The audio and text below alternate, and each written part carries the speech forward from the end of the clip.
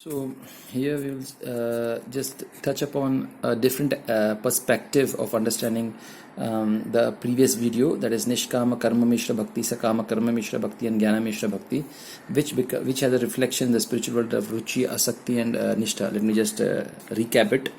In Sakama Karma Mishra Bhakti, the devotee is doing devotion. For example, a Mridanga player is playing because he is getting some attraction, so that people are appreciating him. So that appreciation is giving him taste. So that's why he is playing Mridanga, he is chanting Hare Krishna.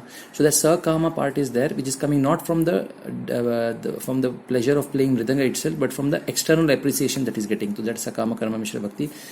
So imagine he is playing Mridanga just to impress one Mataji somewhere. So he is just playing Mridanga for that.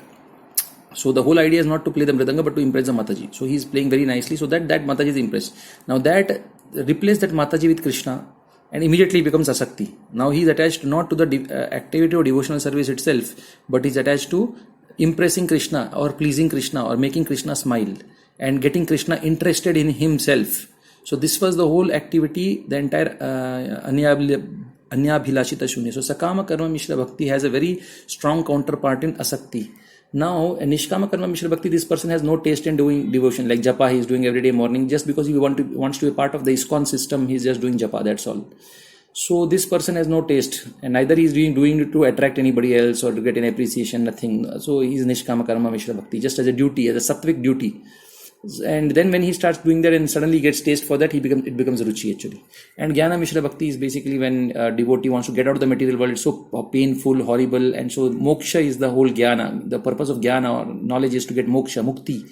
So he is doing devotion with the intention of mukti, to out of the material world. I want to go back to Godhead because I want to do. So that strong conviction that he develops by studying he tries to understand the universe, he tries to do a lot of things by which he gets very strong conviction for doing bhakti because he wants to get mukti. But remove the mukti and then he gets nishtha. Only the conviction remains and the desire to get mukti is gone out from his head. So that becomes nishtha. So actually, one more thing, that Sakama Karma Mishra Bhakti actually, how does it have a direct relation with Asakti? That is the point here.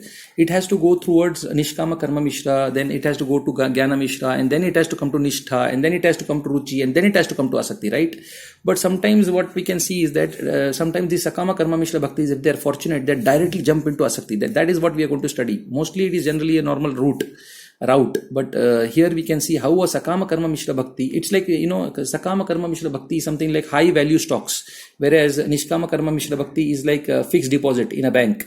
So here the taste is very less in Nishkama Karma Mishra Bhakti, but it is very safe, whereas here the taste is very high because there are so many other things are involved in the taste. There are so many appreciation and other things. So the taste is very high, but it's not pure taste for Krishna. There is mixed with so many other things. So Sakama is there in this case. But so risk is very high, but immediately the good part is also high. So now let's understand how Sakama Karma Mishra Bhakti has also very good chances of directly going to Asakti or very high stage, bypassing many of the different stages. The problem with Nishkama Karma Mishra Bhaktas is that they are do Bhakti because of duty. With the conception of duty, they don't get any taste in bhakti. So therefore, they always restrict their bhakti because it's a duty concept. They are not getting taste in the devotional process. So they just do it out of austerity. So they just do it without any taste. So these people generally, okay, I have to do my 16 rounds every day morning. I have to do a kirtan for 5 minutes. I have to read Bhagavatam for 10 minutes. Then I'll get out of it. And then I'll continue with whatever is possible. But I'll just do it as a regular schedule. Whereas Sakama Karma Mishra Bhakta, because he's getting taste in eating the Rasgulla, he wants to eat more and more Rasgulla. But the point is, Rasgulla also contains Krishna. So he's coming in contact with Krishna. Similarly, when he's doing kirtan, he wants to do kirtan whole day. From 24 hours, he wants to do kirtan, Sakama Karma Mishra Bhakta. So because he wants to do kirtan 24 hours a day, his contact with Krishna is more than Nishkama Karma Mishra Bhakta or Jnana Mishra Bhakta's contact with Krishna, because he's directly involved in the process for extremely 24 hours. He's getting taste in the process. Of course, the taste is not coming from the process of Krishna consciousness, but from an external something else. From the sugar of the Rasgulla or from some Mataji who is appreciating, whatever. But because he is getting more and more involved because of this, he can do kirtan 24 hours a day, whereas this person can do only 3 hours a day. So if you say this guy has got a lot of material desires, this guy has got very less material desires. But somehow because of the taste, that material desire that he is getting from the kirtan, he is able to do more kirtan 24 hours, whereas this guy does less kirtan. So if you see from the perspective of Shastras, they don't look at the material contamination. They only see the bhakti. For them, bhakti is higher one drop of bhakti in a ocean of faults is much more valuable. So they say that because Sakama Karma Mishra Bhakta is doing a lot of bhakti, and he's doing more bhakti because of his Sakama. So he gets more contact with bhakti. Just like Kalau Dosha Nidhe Rajan Asto Aste Ek Mahan Guna. Kirtana Deva Krishnasya Mukta Sangha Param Vrije. So here the Shastra also look like that. That there is he may be full of faults. So his activities may be full of faults, full of kama and so many. But his devotional contact is more. He is filled up with more devotion. He has 10 kilo devotion. He has only one 200 gram devotion. Whereas he got 10 kilo devotion. So he has got 100 kilo of kama, means material desires also. And this guy has got only 10 grams of kama. But this guy, because he has got more bhakti, he's in contact with bhakti. He doesn't have bhakti, but he's in constant contact with bhakti because of his sakama. So this is one advantage of sakama bhakta. So these people suddenly, sometimes they are doing devotion. They get involved in this kirtan. Suddenly other attractions, the girl, everybody just disappears, and they just remain with asakti, an intense attachment for kirtan and intense attachment for Krishna. They develop suddenly attachment for Krishna, directly bypassing all the other stages also. So sometimes these people generally, but this is very fraught with risk also, because if they commit some kind of blunders on the path, then they can be completely disconnected from the path also. So this is extraordinarily problematic also. It's like, as I said, high stake, high risk, but it has got a lot of things also.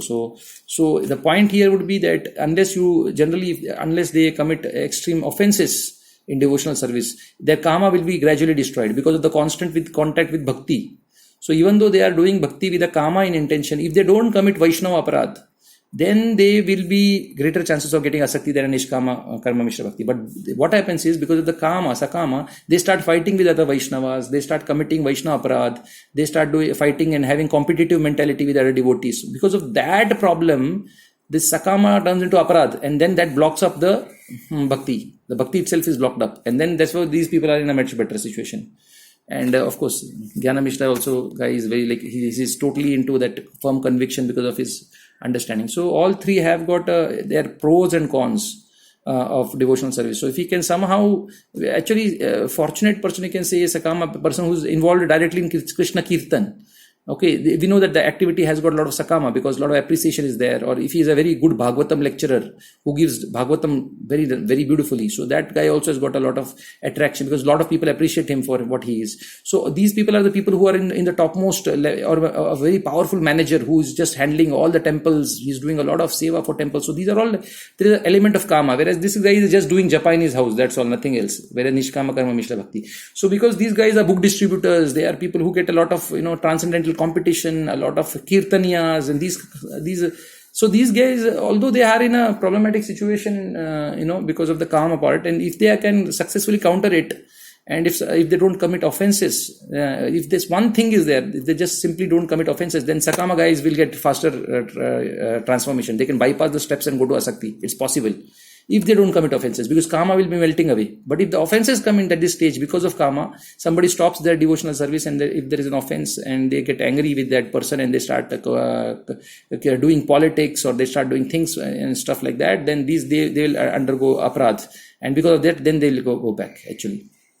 So this is the advantages and disadvantages which I was thinking about karma mishra bhakti also.